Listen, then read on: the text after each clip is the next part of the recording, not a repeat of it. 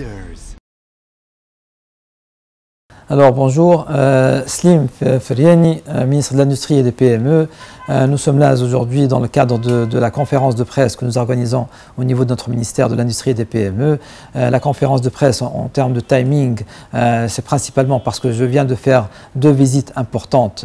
La première en Libye, il y a une dizaine de jours, et la deuxième aux États-Unis, principalement dans l'État de Texas et plus spécifiquement dans la ville de Houston.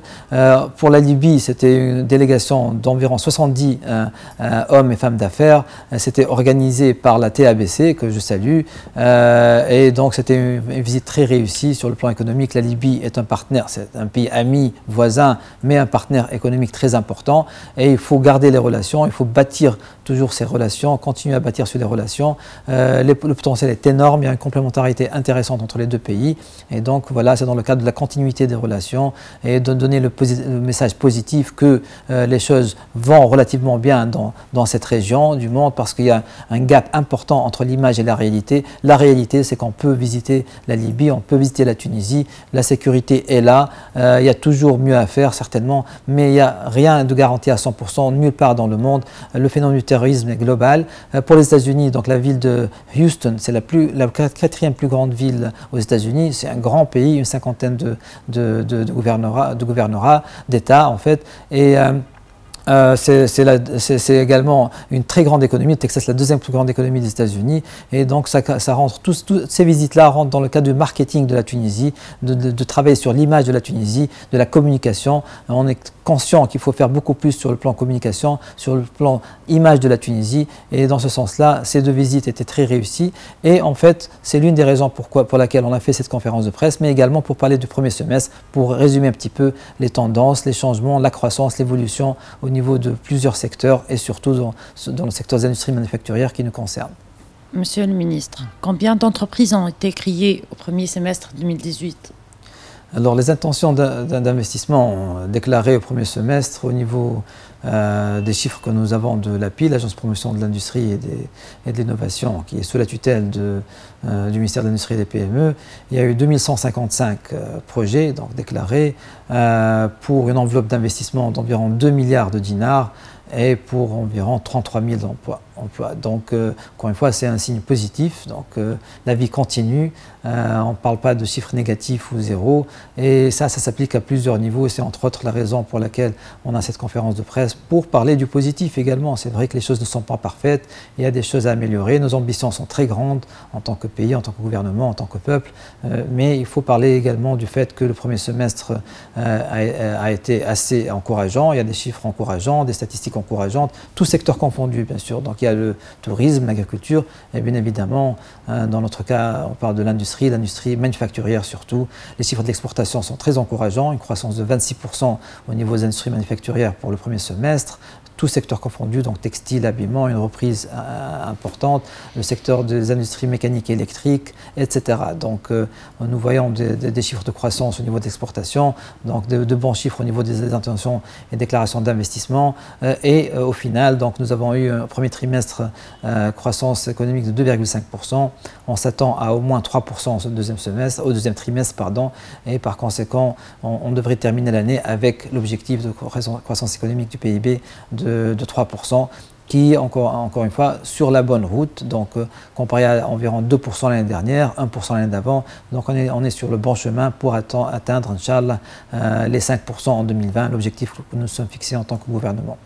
Et concernant l'API, sera-t-elle reconstituée?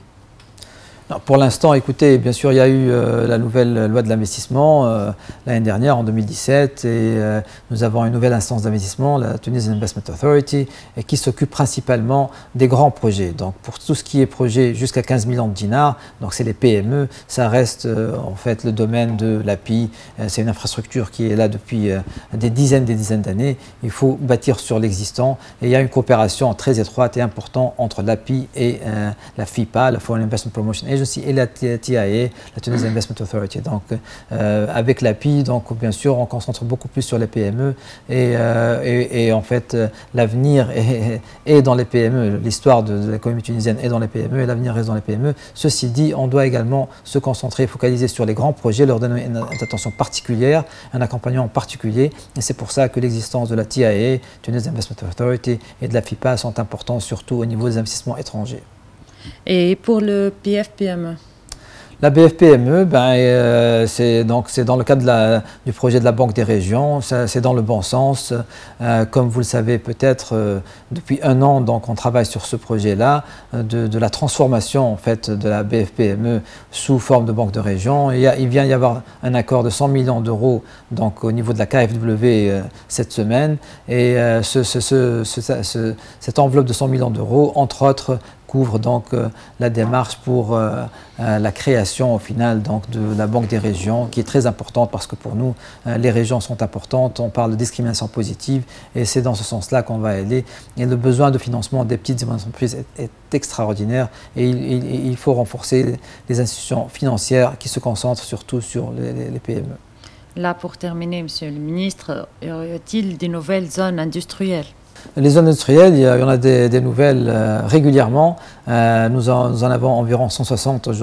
Jusqu'au début de l'année, on avait environ 160. Il y a une dizaine en création cette année et c'est le rythme en fait habituel. Nous avons un programme de création d'environ 10 à 12 zones industrielles par an pour couvrir tous les gouvernorats. Les 24 gouvernorats sont importants, donc c'est une moyenne environ de une zone industrielle par gouvernorat chaque 2 ans.